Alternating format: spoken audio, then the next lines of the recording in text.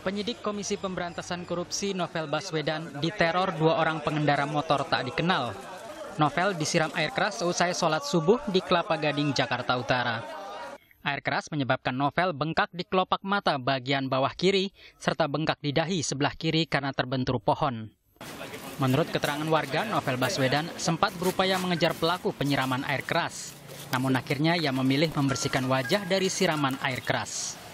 Kami semua di masjid itu mendengar ada orang teriak-teriak. Kami pikir orang kecelakaan, tapi karena ada yang berteriak juga, Pak Novel, akhirnya kami semua keluar dari masjid, dan beliau posisi sudah ditolong oleh salah satu warga dengan cara disiram air di bak wudhu. Setelah itu kemudian langsung kami larikan ke rumah sakit. Pak Novel sendiri ketika disiram tuh apa yang dilakukan, Pak? Sebenarnya mau mengejar, tetapi beliau sadar bahwa yang disiramkan itu air keras, sehingga beliau langsung fokus untuk mencari air sampai menabrak pohon. Pasca kejadian ini, Kapolri langsung membentuk tim khusus untuk mengusut pelaku dan motif penyerangan terhadap Novel Baswedan. Sudah membentuk tim khusus untuk gabungan dari Polres, kemudian dari Polda, di backup juga nanti dari Mabes Polri.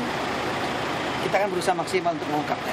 Saya kira itu aja. Sambil kita memberikan pengamanan di rumah sakit maupun di kediaman. Mantan Ketua KPK Abraham Samad selesai menjenguk Novel menyebut penyerangan ini merupakan cara dari pihak-pihak yang ingin membungkam pemberantasan korupsi. Mengutuk keras ya, tindakan intimidasi yang dilakukan oleh orang-orang yang tidak bertanggung jawab.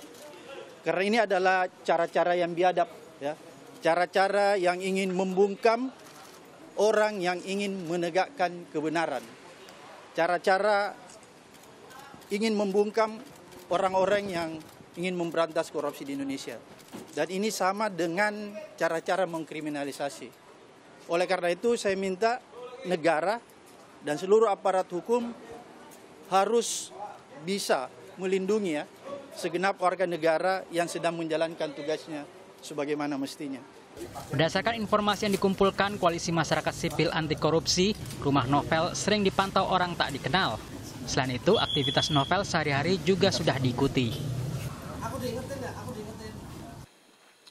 Orang-orang yang tidak dikenal sudah berada di sekitar Novel, jadi bukan cuma rumahnya, tapi pada fisiknya, pada personnya si Novel sejak berhari-hari. Bahkan sampai pada sekitar aktivitas ibadah. Jadi kurang lebih gini, misalnya kalau Novel sholat, orang-orang tersebut pun ikut di dalam masjid. Gitu.